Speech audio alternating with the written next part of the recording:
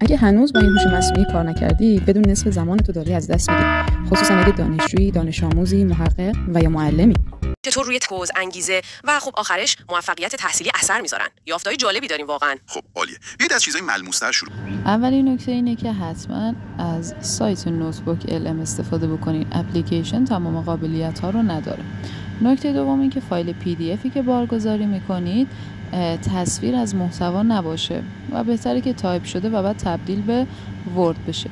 بعد از اینکه فایل رو وارد کردین چند ثانیه صبر میکنیم تا آپلود بشه. بعد از اینکه آپلود شد روی قسمت راست کلیک میکنیم و در قسمت گپ محتوا وارد میشه.